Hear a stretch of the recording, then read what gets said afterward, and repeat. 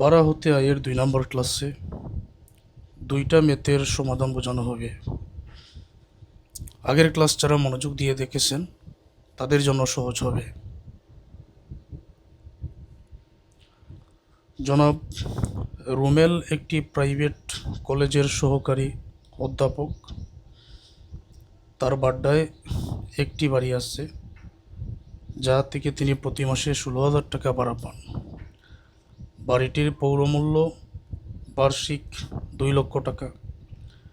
2022-23 আয় বছরে গৃহ খাত হতে নিম্নোক্ত খরচাদি সম্পন্ন হয়: মেরামত খরচ পৌরকর 6,000 টাকা, ভাড়া আদায় খরচ 6,000 টাকা, ত্রৈমাসিক অগ্নিবীমার প্রিমিয়াম 500 টাকা, ঋণকৃত তহবিলের সুদ 13,000 টাকা।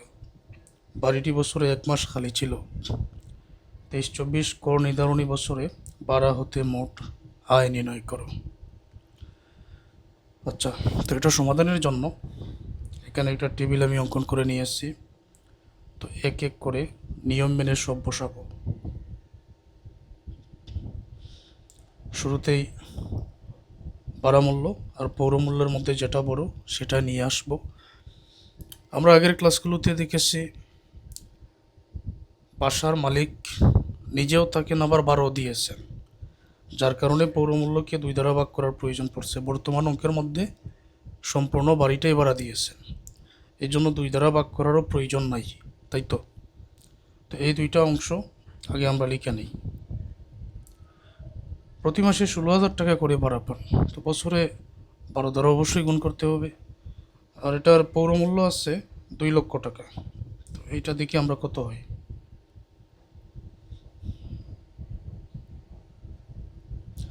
বার্ষিক ভাড়া মূল্য মাসে 16,000,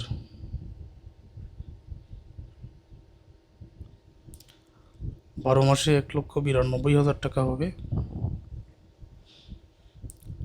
পৌরমূল্য আছে এখানে 2 লক্ষ টাকা, তো বড় হচ্ছে 2 লক্ষ, এটাই হবে যেটা বড়, এটা আমরা নিয়ে আসলাম। এবার শূন্যতা ভাতা সম্পর্কে কি আছে? বাড়িটি বছরে 1 মাস খালি ছিল, তো আমরা এখন যা করব, এখানে যত টাকা হবে 2 লক্ষ টাকা যেটা, এইটাকে 2 লক্ষ টাকাকে আমি 12 দ্বারা ভাগ করলে 1 মাসের টাকা পাবো, আবার 1 দ্বারা গুণ করলেও 1 মাসের টাকাই চলে আসবে। 16,667। অনেকে আবার একটা কাজ করতে পারেন যে বার্ষিক ভাড়া মূল্য এই যে 1,92,000, এটাকে ভাগ করে দিই, এরকম ভাবতে পারেন না। যেটা বড়, যেটা এখানেই গ্রহণযোগ্য হবে সেটাকেই ভাগ করতে হবে শূন্যতা ভাতার ক্ষেত্রে।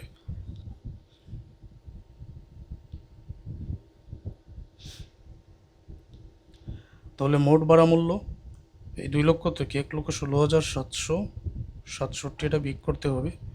এটা বিয়োগ করে দিলে 1,83,333,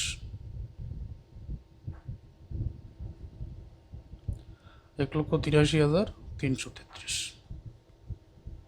এটাই হচ্ছে মোট ভাড়া মূল্য। পরের যে নিয়ম, সবাই যেন অনুমোদনযোগ্য খরচ সমূহ বিয়োগ করতে হবে। মেরামত ও রক্ষণাবেক্ষণ খরচ 25% আসবে, তারপর অন্যান্য যে ব্যয় আছে এগুলো আনতে হবে। মেরামত ও রক্ষণাবেক্ষণ খরচ আমরা নিয়ে আসবো অবশ্যই।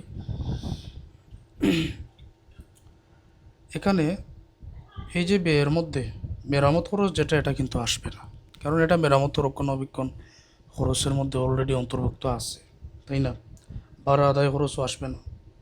এগুলো ছাড়া পৌরকর 6,000 পুরো টাকাই আসবে। আর আগের অঙ্কগুলোর মধ্যে মালিক নিজে বসবাস করেন, আবার ভাড়া দিয়েছেন, যার কারণে প্রতিটা ব্যয়কে 2 দ্বারা ভাগ করার প্রয়োজন পড়ছে।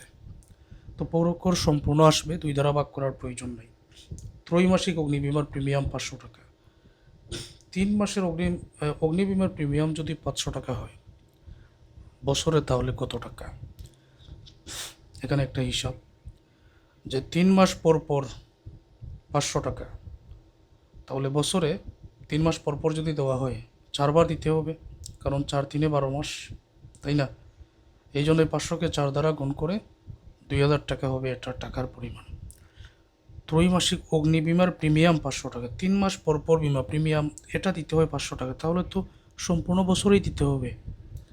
তো 3 মাস পর পর 500 দিলে বছরে নিশ্চয়ই 4বার করে দিতে হয়, 3 মাস পর পর দিলে, এই জন্য 2000 টাকা আনতে হবে।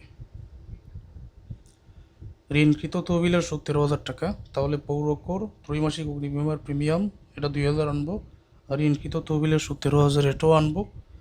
আর কি বাকি রইল?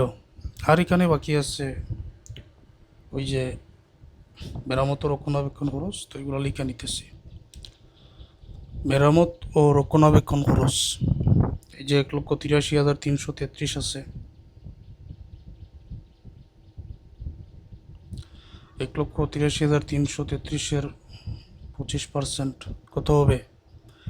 45,833। পৌরকর 6,000। অগ্নিবীমার প্রিমিয়াম 3 মাসে 500, তাহলে 4বার দিতে হবে, 2000 টাকা হবে। ঋণের সুদ হবে 13,000। টোটাল যোগ করলে 66,833।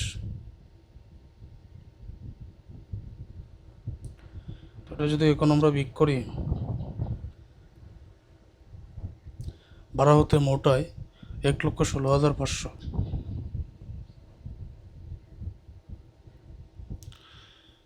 এটাই হচ্ছে ভাড়া হতে মোটায়। একটা ম্যাথের সমাধান আমরা করলাম, এখন আরও একটা ম্যাথ দেখো। মিস্টার শাহিনের ঢাকার মিরপুরে একটি বাড়ি আছে। বাড়িটির অর্ধেক মাসিক 15,000 টাকায় ভাড়া দেওয়া হয়েছে এবং অপর অর্ধাংশে তিনি নিজে বাস করেন। বাড়িটির পৌরমূল্য 4,80,000। তো নিজেও বাস করেন, ভাড়াও দিয়েছেন, ফলে 2 দ্বারা ভাগ করার প্রয়োজন পড়ল। এই বছরে বাড়িটির খরচ নিম্নরূপ ছিল: ভূমি উন্নয়ন কর, মেরামত খরচ, দারোয়ানের বেতন, হাউস বিল্ডিং ফাইন্যান্স কর্পোরেশনের সুদ 34,000 টাকা, পৌরকর আছে, বৈদ্যুতিক সংস্থাপন ব্যয় আছে 20,000 টাকা। বাড়িটি বছরে 1 মাস খালি ছিল, শূন্যতা ভাতা। মিস্টার শাহিনের 2022-23 আয় বর্ষে ভাড়া হতে আয় নির্ণয় করো। এখন আমরা এখানে ভাড়া হতে আয় বসিয়ে দেই। কি আছে?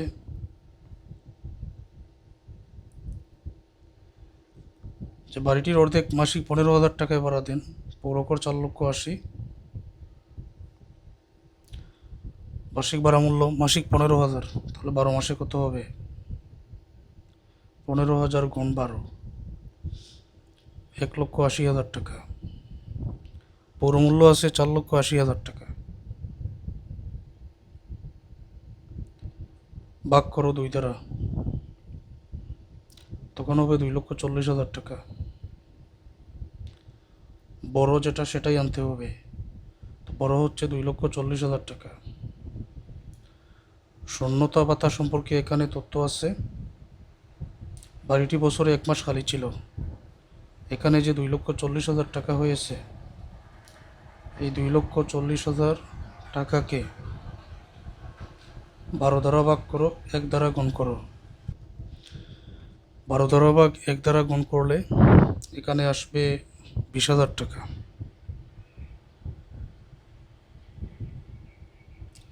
এটা বিয়োগ করলে মোট ভাড়া মূল্য হবে এখানে 2,20,000 টাকা।